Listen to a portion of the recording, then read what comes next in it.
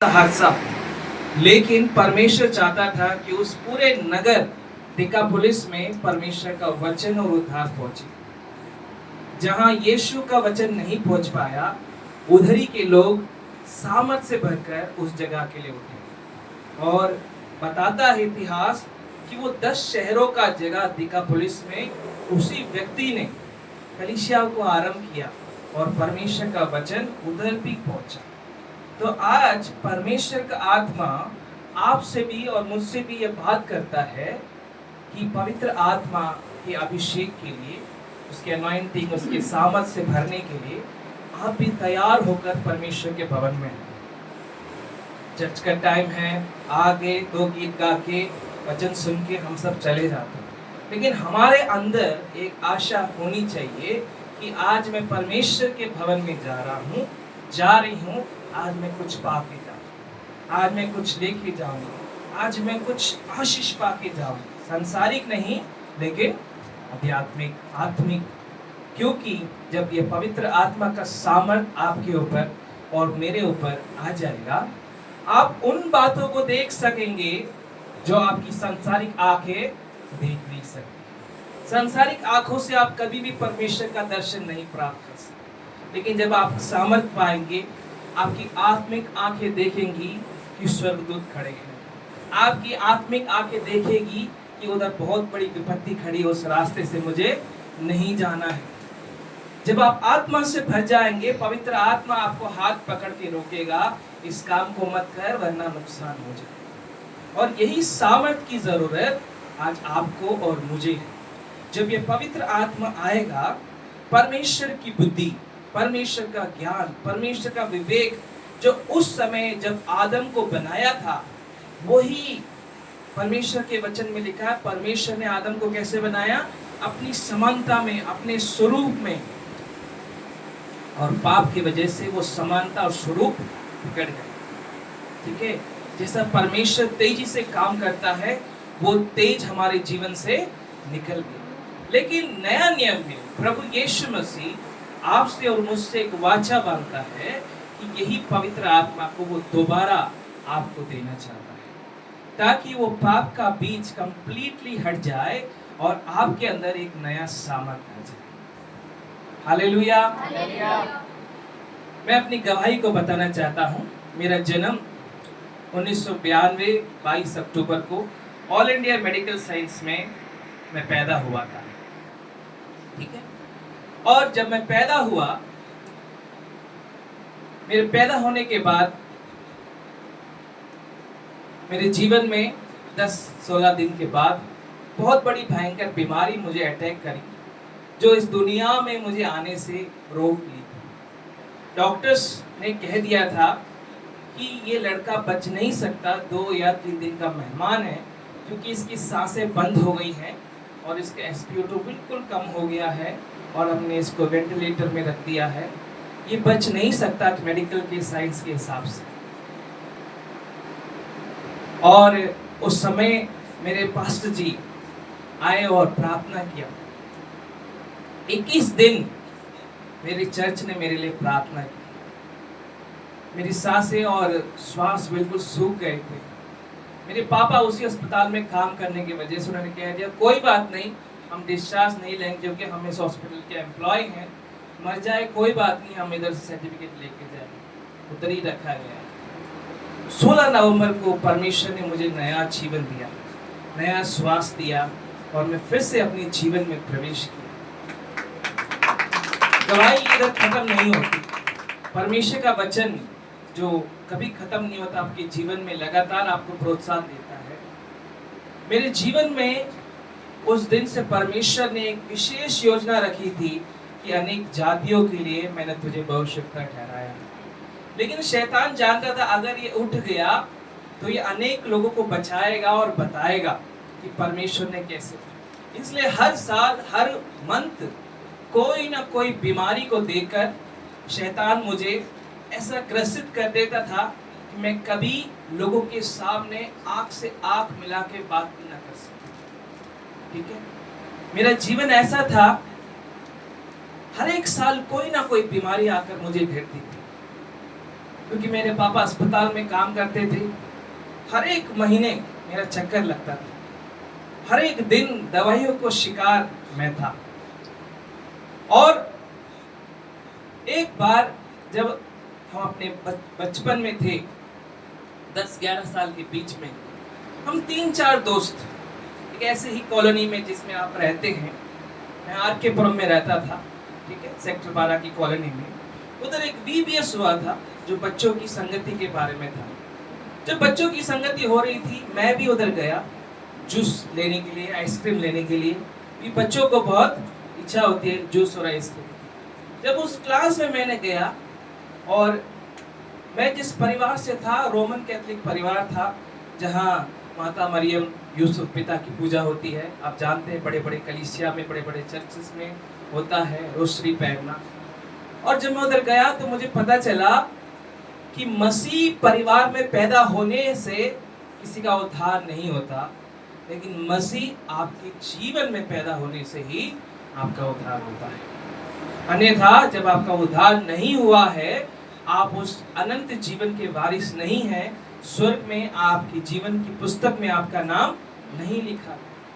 इस बात को सुनकर मैं बहुत डर गया और सोचने लगा, हमारे घर में तो इतनी सारी मूर्तियां, इतनी सारी देवी देवताएं हैं, फोटोज हैं, प्रेयर लगती रहती है, कैंडल जलता रहता है, क्या मेरा उद्धार नहीं हुआ है?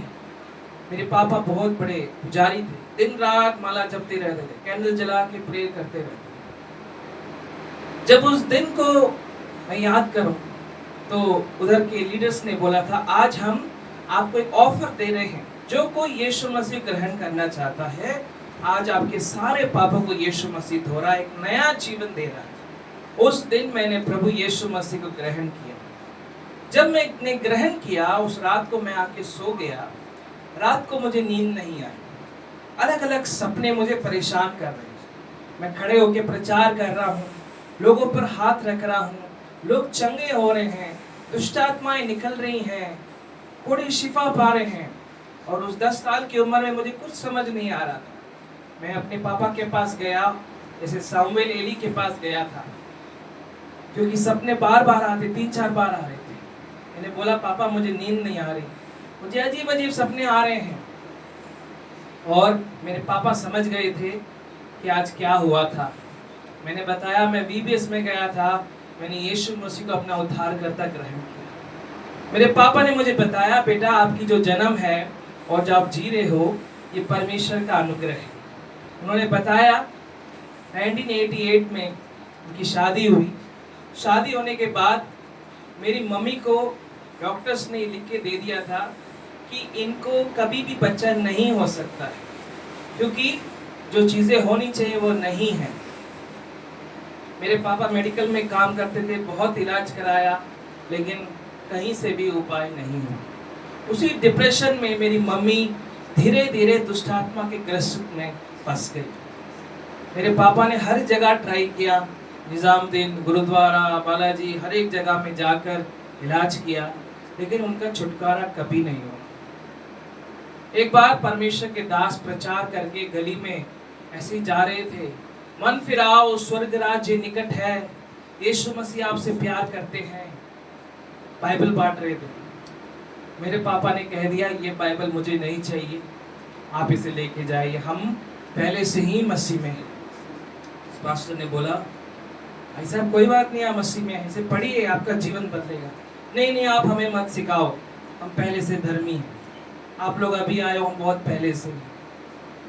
एक हफ्ते बाद मेरे पापा इतने डिप्रेशन में चले गए, मेरी मम्मी का कुछ इलाज नहीं हो पा रहा था, और मेरी मम्मी को बार बार दौरे पड़ के आके वो गिर जाती थी। इस हालत को बार बार देख नहीं पा रहे थे। ऑफिस जाएं, मम्मी को देखें, उन्होंने डिसाइड किया कि आज मैं फांसी लगा के मर जाऊंगा और मैं चिंता मुक्त हो जाऊंगा।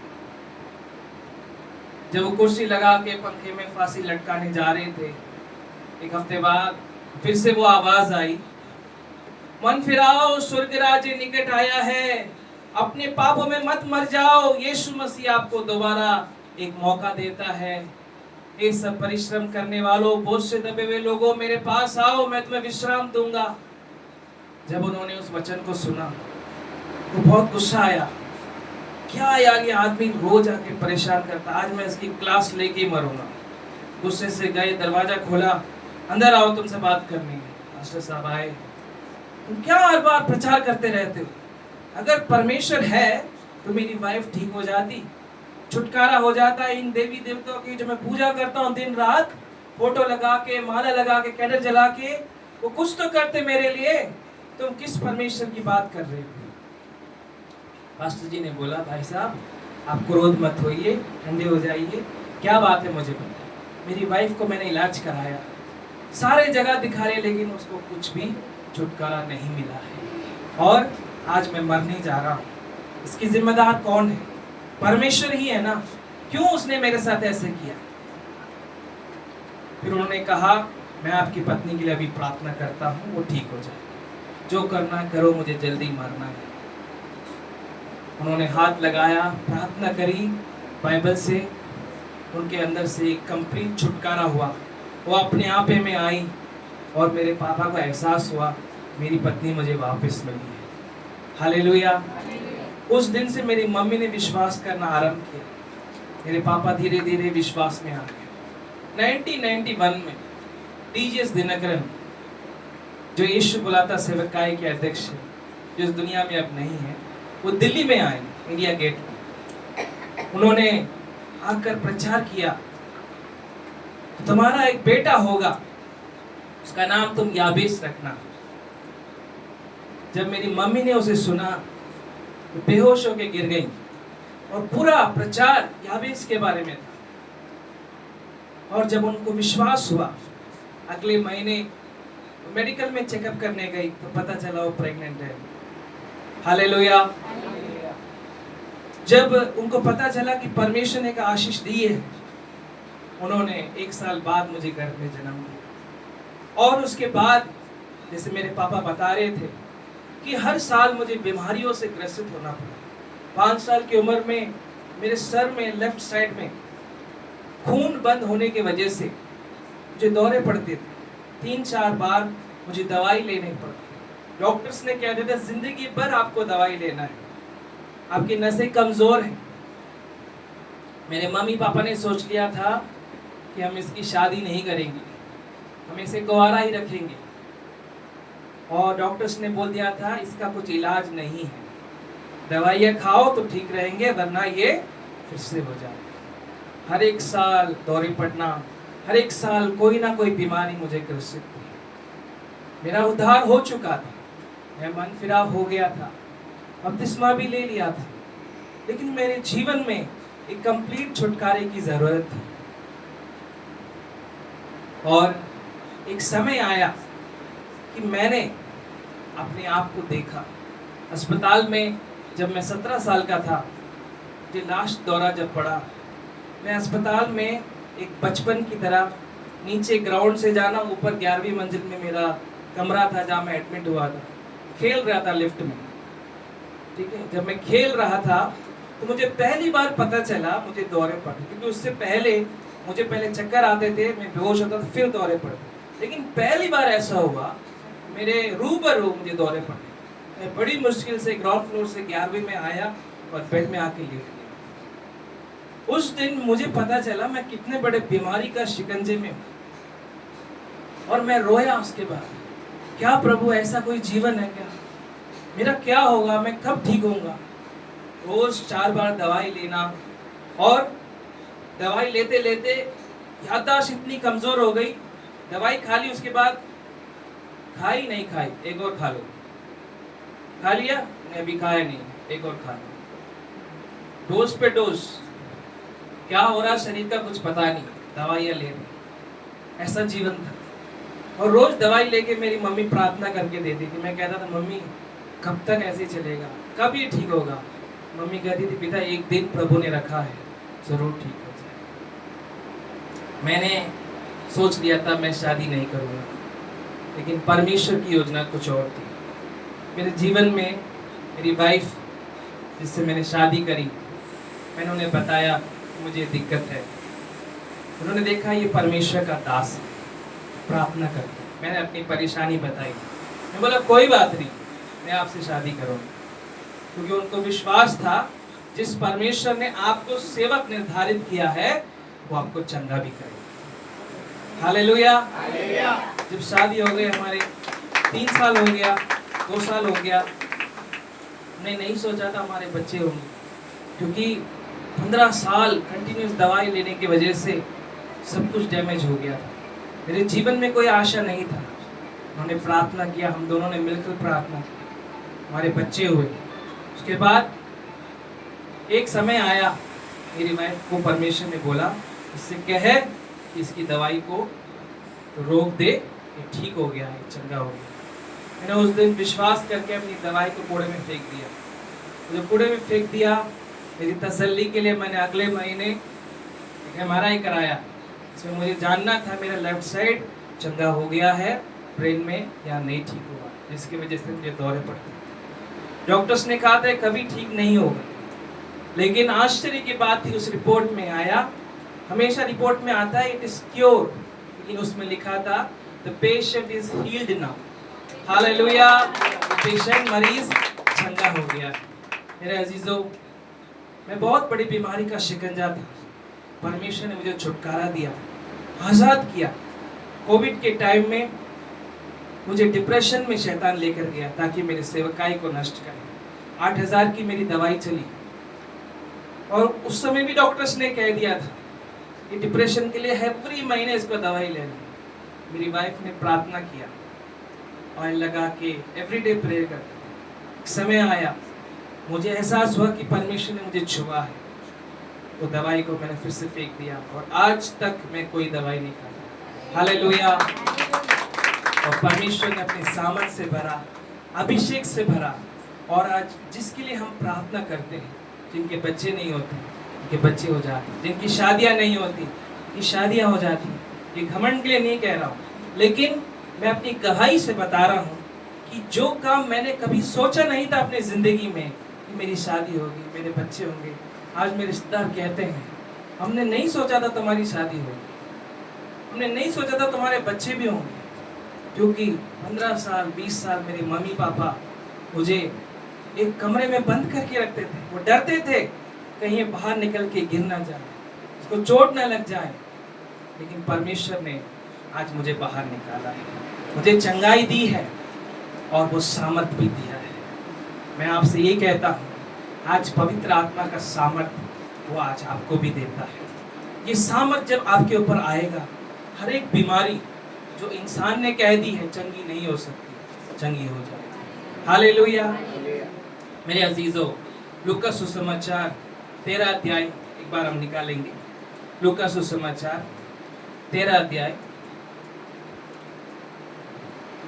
इसको पढ़कर हम समाप्त करेंगे। लूका सुसमाचार 13 अध्याय, उसका 10 से पढ़ेंगे 14 तक। लूका सुसमाचार 13 अध्याय 10 से 13, कोई पढ़िए। Page number 108। Page number 108, 108। सब्त के दिन वह एक आराधनालय में उपदेश कर रहा था। सब्त के दिन वह एक आराधनालय में उपदेश कर रहा था। वहाँ एक स्त्री थी। वहाँ एक स्त्री थी जिसे 18 वर्ष से एक दुर्बल करने वाली दुष्ट आत्मा लगी थी। जिसे 18 साल से एक दुर्बल करने वाली दुष्ट आत्मा लगी थी। और वह कुबड़ी हो गई थी। वह कुबड़ी हो गई थी और किसी रीति से सीधी नहीं हो सकती। वह किसी रीति से सीधी नहीं हो सकती थी। यीशु ने उसे देखकर बुलाया और कहा। यीशु ने उसे देखकर बुलाया और कहा, हे नारी, हे नारी, तू अपनी दुर्बलता से छूट गई। तू अपनी दुर्बलता से छूट गई। तब उसने उस पर हाथ रखे। तब उसने उस पर हाथ रखे और वह तुरंत सीधी हो गई। तो वह तुरंत सीधी हो गई और परमेश्वर की बड़ाई करने लगी। हालेलुया। 18 साल से ये औरत आराधनालय में आ रही थी। कितने साल से? ये स्त्री कुबड़ी थी। किसी ने नहीं सोचा था इसका कुछ हो सकता है। उसी कुबड़ी स्त्री के लिए परमेश्वर ने एक समय रखा। यीशु उधर आए। यीशु की आदत थी कि हर आराधनालय में सब्त के जाकर वो प्रचार करते थे। प्रचार ही नहीं, क्या करते थे? चंगाई भी करते थे। आज बहुत सारी कलीसिया है, सब प्रचार करते हैं, लेकिन चंगाई भी जरूरी है। ऐसे कई सारी कलीसिया में मैं गया हूँ जहाँ लोग आज भी दुष्ट आत्मा से पीड़ित हैं, जहाँ आज भी बीमारियां ठीक नहीं हुई। वो कहते हैं हम 25 साल से जा रहे हैं, हम वही के वही हैं। क्यों ऐसा? क्योंकि पवित्र आत्मा का सामर्थ उनके जीवन पे अभी तक नहीं पहुंचा। क्यों ऐसा? क्योंकि उनके लिए जो समय ठहराया गया है अभी नहीं आया। 18 साल से स्त्री कुबड़ी, कभी सीधा नहीं हो पाती थी, बिल्कुल झुक झुक के चलती थी, कोई इससे बात नहीं करता था क्योंकि एक कुबड़ी स्त्री थी। वो निराशा में अपना जीवन पूरा बिता चुकी थी। जब यीशु ने उसे देखा, उसे क्या कहा? बुलाया। जिसे कोई नहीं बुलाया, जिसको कोई नहीं चाहता था, उसे यीशु चाहता था। और यीशु ने देखा ये बहुत बीमार है, अपनी कुबड़ी से बहुत परेशान है। उस दुष्ट आत्मा को यीशु ने डांटा, वो सीधी हो गई और सीधी चलने लगी और परमेश्वर की बड़ाई की। मेरे अजीजों, आज हर एक के जीवन में एक कुबड़े है, एक बोझ आपके ऊपर है। उस बोझ से आज आपको भी छुटकारे की जरूरत है। और ये छुटकारा तभी होगा जब परमेश्वर का हाथ, सामर्थ से भरा हुआ हाथ आपके ऊपर आएगा। और आज वो छुटकारा आपको भी देता है। हो सकता है आप भी कई सालों से एक विषय के लिए प्रार्थना करें। हो सकता है कई सालों से आप एक चीज चाह रहे हो सकता है कई सालों से आप कोशिश कर रहे हो, लेकिन आपकी कोशिश कामयाब नहीं होती। लेकिन परमेश्वर का वचन आज कहता है कि आपके लिए प्रभु ने एक समय ठहराया है। वो पावरफुल, वो पवित्र हाथ, वो सामर्थी हाथ जब आप पर आएगा, आप भी उस छुटकारे को पाएंगे, आप भी बड़ाई करेंगे। Hallelujah, hallelujah, hallelujah. आज परमेश्वर का आत्मा आपको भी छूना चाहता है, आपको भी भरना चाहता है। क्या आज अपने आप को आपने खाली किया है? अगर आपने खाली किया है, अपने आंखों को आज बंद करेंगे और परमेश्वर से बोलेंगे, प्रभु आज मुझे भी छुटकारे की जरूरत है, मुझे भी आपकी सामर्थ की जरूरत है। आइए अपने स्थानों पर हम खड़े हो जाएं। परमेश्वर का रूह आज आपको छूना चाहता है। परमेश्वर का आत्मा, आप जो निर्बल है, आपको बल देना चाहता है। आपके घुटने में जो दर्द है, परमेश्वर आपको चंगाई देना चाहता है। आपके कंधों में जो दर्द है, परमेश्वर आपको उससे आजादी देना चाहता है। आपके सर्वाइकल से परमेश्वर आपको चंगाई देना चाहता है। आपकी बीमारियों के ऊपर यीशु का नाम दिया गया है। परमेश्वर आपको चंगा करना चाहता है। मेरे अजीजों, आज अपने हाथों को परमेश्वर के फैलाए और बोले, प्रभु मुझे अपनी आँख से भर दे, मुझे अपनी सामर्थ से भर दे, मुझे अपनी शक्ति से भर दे। मैं आपकी तरह बनना चाहता हूँ। मुझे परमेश्वर उठाइए ताकि मैं भी गवाही बन जाऊं। प्रभु, आज परमेश्वर का वचन कहता है, हाल यरूशलेम से यहूदिया में, यहूदिया से सामरिया में, सामरिया से पृथ्वी की छोर तक। मेरे अजीजों, यीशु मसीह ने अपनी सेवकाई गलील से शुरू की। वो यरूशलेम गया, वो यहूदिया गया, वो सामरिया गया, पृथ्वी की छोर तक आज उसके चेले जा रहे हैं। उसका वचन जा रहा है। आज आपको